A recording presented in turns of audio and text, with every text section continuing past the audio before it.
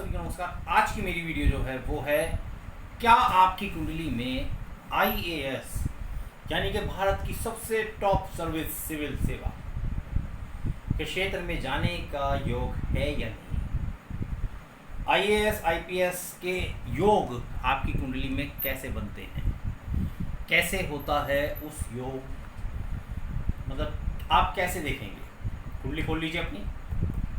अगर आप यूपीएससी की तैयारी कर रहे हैं, सिविल सर्विसेज की तैयारी कर रहे हैं, तो आप अपने देखिए मेहनत ही सब कुछ करती है। कुंडली को सेकेंडरी रखिएगा, फिर भी हम एक कोशिश करते हैं कि क्या मेरी कुंडली के अंदर आईएएस आईपीएस आईआरएस आईएफएस के योग हैं या नहीं। देखिए जन्म कुंडली में 9वें स्थान और उसके स्वामी से भाग्य का विचार किया जाता है। लगनेश, चतुर्थ, पंचमेश और दशम स्थान जो होते हैं वो इसके सहयोगी माने गए। भाग्येश जो है लगन का चतुर्थ के दशम भाव में या लाभ भाव में या पंचम भाव में हो तो जातक जो होता है वो भाग्यशाली होता है। मेरी बातों को बिल्कुल ध्यान से सुनिए और अपनी कुंडली में उसे मैच करिए, ठीक है। अगर अब पहली बात आप देखिए कि आपकी कुंडली में ये योग बन रहे हैं या नहीं। यदि धनेश जो है और पंचमेश एक साथ बैठे हैं तो उच्च पद प्राप्त होगा और जातक जो है वो आईएएस या पीसीएस अधिकारी जरूर बनेगा। भाग्येश जो है दूसरा सेकंड पॉइंट चेक करिएगा। भाग्येश जो है राज्य भाव में और राजेश जो है वो भाग्य भाव में बैठा है। पंचमेश पंचम में या 9वें भाव में या लगन में बैठा है तो ये भी आईएएस अधिकारी बनने का योग बना रहा है। अगला पॉइंट समझिए, यदि जो भाग्येश है लाभ स्थान में बैठ गया और पंचमेश पंचम भाव में बैठा है, सप्तम स्थान पर मंगल बैठा हो तो जातक जो है आईपीएस अधिकारी बनेगा या सेकंड में ये जो सेना होता है उसमें मतलब उच्च अधिकारी का योग बनता है, जो मंगल जितना अच्छा हो।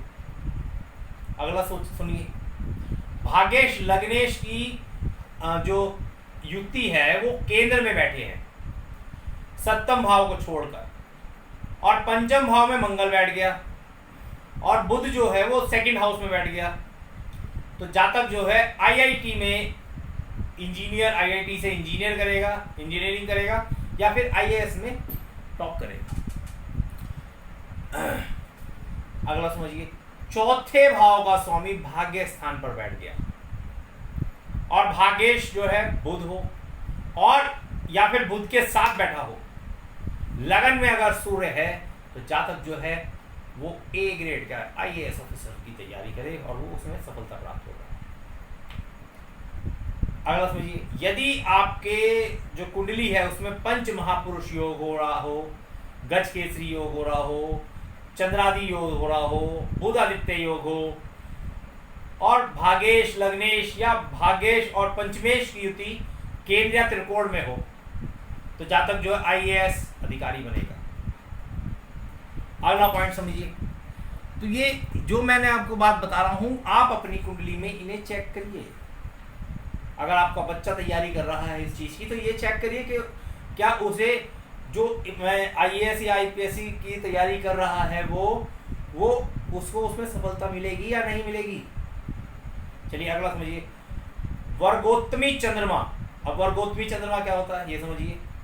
लगन कुंडली में मान लीजिए दूसरे भाव में वृषभ राशि में चंद्रमा बैठा है और नवमार्ष कुंडली में वृषभ राशि में ही चंद्रमा बैठा है तो उसे वर्गोत्तम चंद्रमा कहेंगे।